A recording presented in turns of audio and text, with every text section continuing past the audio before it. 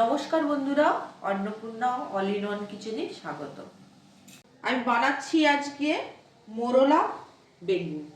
মোরলা বেগুন বানানোর জন্য কড়াটা বসিয়ে দিয়েছি গ্যাসে। আর এই যে বেগুন কেটে ধুয়ে রেখেছি, আর এই যে মোরলা মাছ ভেজে রেখেছি, 4টে কাঁচা লঙ্কা, 2টো পেঁয়াজ, একটা টমেটো, আর এই ধনেপাতা কেটে রেখেছি বড় বড় করে।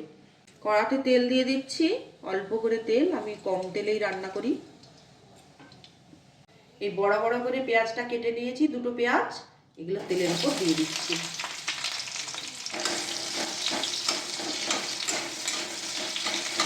এটা কতক্ষণ 2 মিনিট ধরে ভাজা হতে থাক। একটা লাল লাল করে ভাজা হয়ে গেছে। এবার একটা টমেটোকে কেটে দিয়ে দিলাম।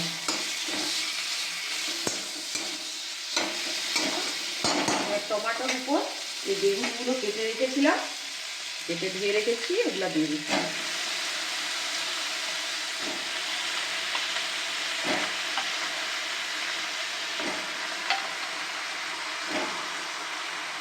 বেগুনগুলো ভাজা হতে থাক, মশলাটা তৈরি করে নিই।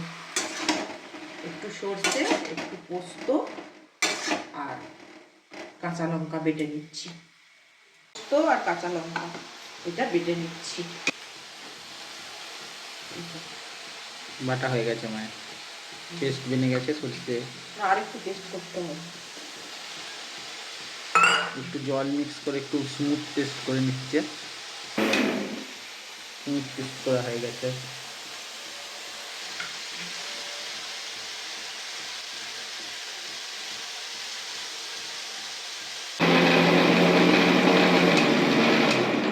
পেস্ট বানানো হয়ে গেছে, স্মুথ পেস্ট। সেটাকে ঠিক এটা আবার ওই বেগুনের সাথে ঢেলে দেবো। পরিমাণ মতো নুন দিয়ে দিলাম, পরিমাণ মতো নুন আর হলুদ দিয়ে দিলাম একটুখানি।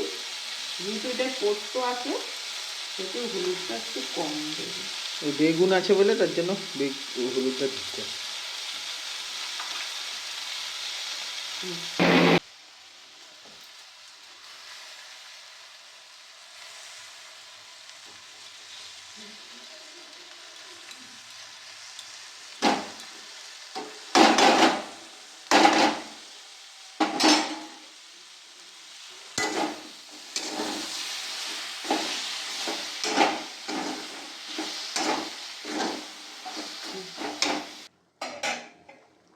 সর্ষে আর পোস্তটা দিয়ে দিয়েছি, এবার একটু ফুটতে থাক, তারপর মাছগুলো দিয়ে নামিয়ে নেব।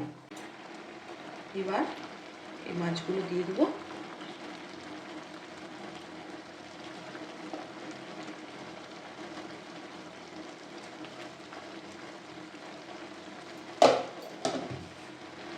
একটু নেড়ে দেবো।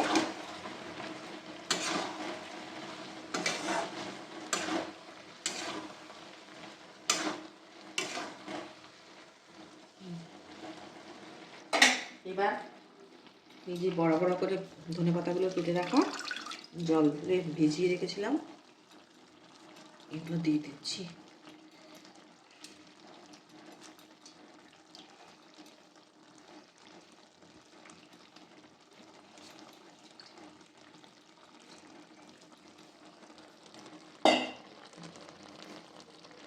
এবার নেড়ে দেবো।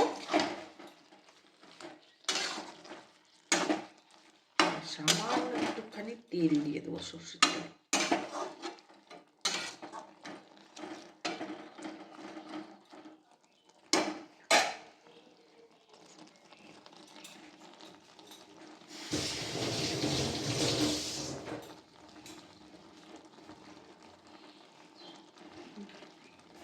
সামান্য একটু তেল দিয়ে দেবো। বাকি হয়ে গেছে মোরলা বেগুন।